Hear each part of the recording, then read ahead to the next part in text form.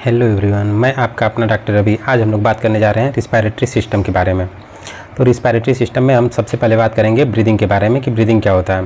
तो ब्रीदिंग होता है कि ऑक्सीजन का इंस्पायर करना और CO2 का एक्सपायरेशन करना is known as the breathing.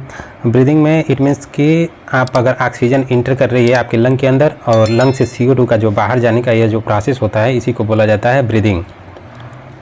Breathing एक ऐसा प्रोसेस है जिसमें कि किसी तरीके की एनर्जी का रिलीज नहीं होता है और यह बस एक रिस्पायरेटरी सेल्स में ही, रिस्पायरेटरी ऑर्गन्स में ही चलने वाला प्रोसेस है। मतलब कि नोज से लेकर के और लंग के बीच की जो प्रोसेस होती है उसी को बोला जाता है ब्रीदिंग। और ये एक तरीके का होता है फिजिकल प्रोसेस। इसके बाद अगर हम बात कर लेते हैं सेलुलर रिस्पायरेशन के बारे में, तो सेलुलर रिस्पायरेशन में क्या होता है कि breakdown of food using oxygen to produce energy which is used by cells to carry out cellular function। It means कि फूड का ब्रेक डाउन करना, जो भी हम फूड इंटेक कर रहे हैं जैसे ग्लूकोज लेते हैं, चाहे फैटी एसिड ले रहे हैं या प्रोटीन ले रहे हैं, तो इसका जो ब्रेक डाउन होता है ऑक्सीजन की प्रेजेंस में उसी को बोला जाता है सेलुलर रिस्पायरेशन। और इससे निकलने वाली जो एनर्जी होती है, इस एनर्जी का सेल यूज करके अपने सेलुलर एक्टिविटी को परफॉर्म करता है। तो इसमें एनर्जी का रिलीज होता है और वह जो एनर्जी रिलीज होती है वह रिलीज होती है ATP के फॉर्म में। अब ATP क्या होता है, तो ATP को बोलते हैं एडेनोसिन ट्राईफॉस्फेट। इसी को energy currency of the cell बोला जाता है। और यह सेलुलर रिस्पायरेशन का जो प्रोसेस होता है यह सेल के प्लेस पे टेक प्लेस होता है। मतलब सेल के स्थान पे इसका कार्यक्रम होता है, यह वाला कार्यक्रम सेलुलर रिस्पायरेशन का। और यह एक तरीके का बायोकेमिकल प्रोसेस होता है। अब इसके आगे अगर हम बात करें तो सबसे पहले बात कर लेते हैं एयर पैसेज के बारे में, एयर ट्रैक के बारे में कि मतलब जो एयर होती है नोज से लेके लंग तक पहुंच कैसे रही है, किस पाथवे के थ्रू पहुंचती है, तो उसके बारे में बात करते हैं। तो सबसे पहले एयर इंटर करती है एक्सटर्नल नोस्ट्रिल मतलब नोज में और वहां से जाती है आपके नाजल पैसेज में। नाजल पैसेज से आगे चलती है नोजल चैम्बर में। नोजल चैम्बर को ही नोजल कैविटी के नाम से भी जाना जाता है। उसके बाद इसके आगे जाती है नाजोफेरिंग्स में, फिर उसके बाद इंटर करती है लैरिंग्स में और लैरिंग्स से जाती है ट्रैकिया में। और ट्रैकिया जो होता है थोरेसिक वर्टिब्रा के 5th लेवल पे बाइफर्केट करता है और वह इंटर कर जाता है दोनों लंग में, राइट एंड लेफ्ट वाले में, और वह फिर से वहाँ से बाइफर्केशन होना चालू होता है। अब वहाँ बनता है ब्रोंकाई। तो सबसे पहले प्राइमरी ब्रोंकाई बनता है, then secondary bronchi, then tertiary bronchi, और फिर यह ब्रोंकाई फिर से डिवाइड होते हैं और वो चले जाते हैं ब्रोंकियोल्स में। ब्रोंकियोल्स टर्मिनल ब्रोंकियोल्स में, उसके बाद रिस्पायरेटरी ब्रोंकियोल्स आता है, फिर उसके बाद बनता है एल्वियोलर डक्ट और फाइनली बन जाता है एल्वियोलॉई। इसमें अगर देखा जाए तो इसमें 2 पार्ट होते हैं। सबसे पहले एक्सटर्नल नोस्ट्रिल से लेकर के और जो ब्रोंकियोल्स तक के बीच के पार्ट को बोला जाता है कंडक्टिंग जोन। कंडक्टिंग जोन बोल लीजिए या कंडक्टिंग पार्ट बोल लीजिए। और उसके नीचे वाले जो होते हैं उसको बोला जाता है रिस्पायरेटरी जोन। तो कंडक्टिंग जोन जो होता है उसमें ऑक्सीजन इंटर करती है, और जो यह रिस्पायरेटरी जोन होता है इसमें एक्सचेंज होता है, गैसेस का एक्सचेंज होता है ब्लड और लंग के लेवल पे। एल्वियोलाई को इसीलिए एल्वियोलाई को बोला जाता है structural and functional unit of lung बोला जाता है। जो एल्वियोलाई होती है एक वैस्कुलर सैक लाइक स्ट्रक्चर होता है जिसमें एयर इंटर करता है तो वह स्वेल हो जाता है, फूल जाता है। इसके आगे अगर हम बात करें कि देख लेते हैं कि यह जो नाजल कैविटी होती है इसमें होता क्या है। तो सबसे पहले जो एयर के पार्टिकल आते हैं उनको ट्रैप किया जाता है, वहाँ पे हेयर पाए जाते हैं तो वो उनको ट्रैप करने का काम करते हैं। यहाँ पे ह्यूमिडिफिकेशन किया जाता है, यहाँ पे एयर आने वाले एयर के टेम्परेचर को मेंटेन किया जाता है। फिर लैरिंग्स आपका आता है, उसको साउंड बॉक्स बोलते हैं। स्वालोइंग के टाइम पे जब लैरिंग्स के पास प्रेजेंट होती है ग्लोटिस, और स्वालोइंग के टाइम पे आपका फूड विंड पाइप में न इंटर कर जाए इसकी वजह से वहाँ पे ग्लोटिस जो होता है उसको कवर करने के लिए एक एपिग्लोटिस होती है, वह जाके कवर कर देती है, जिसकी वजह से कि फूड इंटर नहीं कर पाता है लैरिंग्स में। और ट्रैकिया की बात कर लें तो ट्रैकिया एक C shaped cartilaginous half ring होती है, इनकम्प्लीट रिंग होती है, जो कि वेंट्रल साइड से पाई जाती है और डार्सल साइड से इसको ट्रैकिया को सपोर्ट करने का काम करता है वर्टिब्रल कॉलम।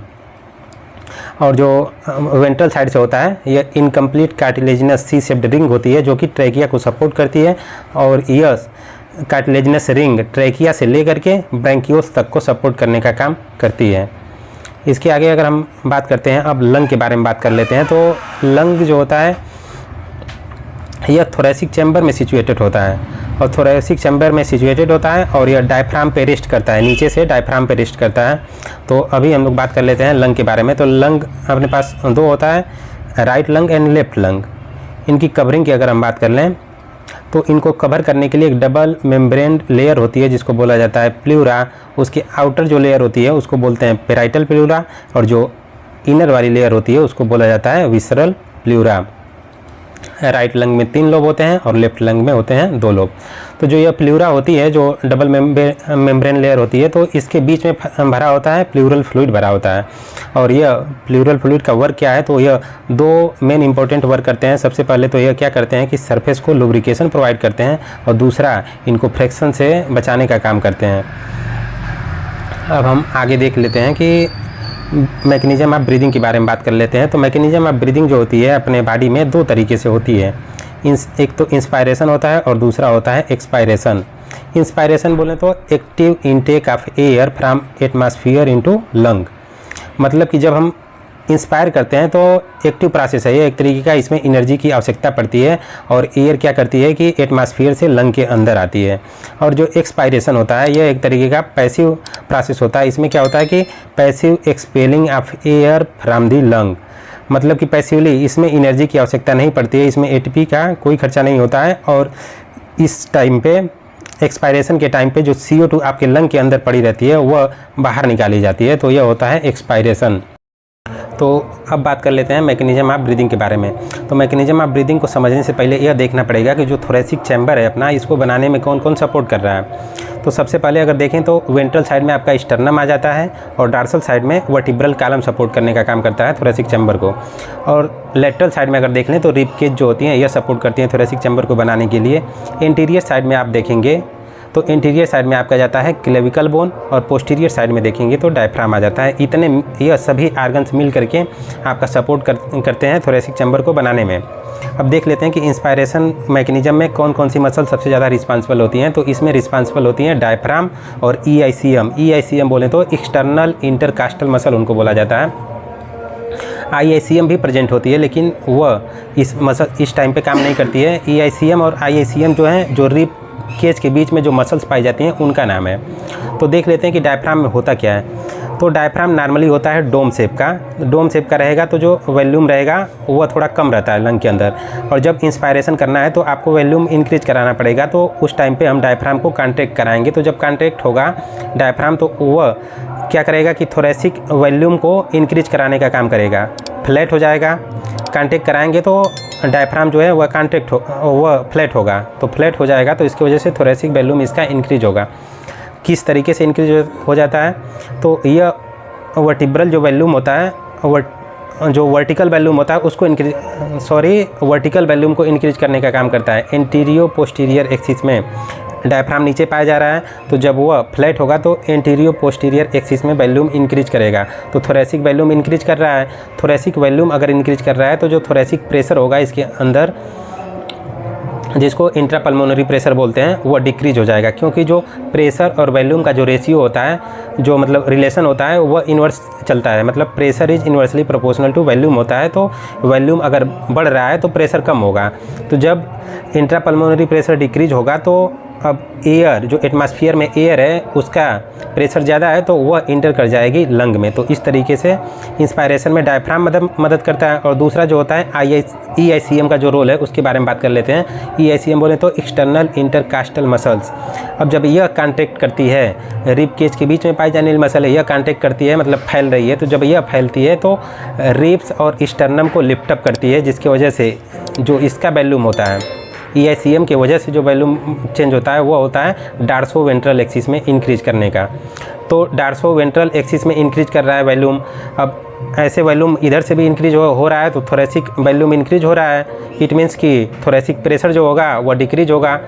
तो इस तरीके से भी मतलब डायफ्राम और EICM दोनों मिलकर के थोरेसिक वॉल्यूम को इंक्रीज करा रहे हैं, जिसकी वजह से थोरेसिक प्रेशर डिक्रीज हो रहा है और एयर जो है बाहर से इंटर कर रही है लंग के अंदर।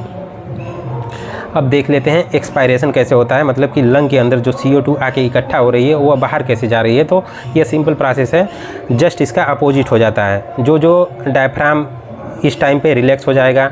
EICM की मसल्स हैं वो भी इस टाइम पे रिलैक्स हो जाएंगी। जब दोनों रिलैक्स हो जाएंगे तो जो थोरैक्स रिगेन कर लेगा अपना ओरिजिनल पोजीशन, मतलब थोरेसिक वॉल्यूम जो चेंज हुआ था वो फिर से अपने नॉर्मल पोजीशन पे आ जाएगा।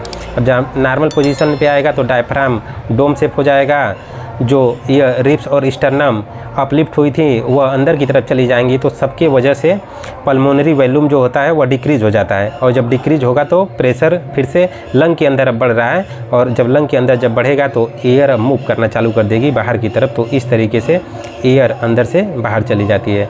तो यह रहा ब्रीदिंग का मैकेनिज़्म। आई होप कि आप लोगों को पसंद आया होगा। तो आप इसको लाइक शेयर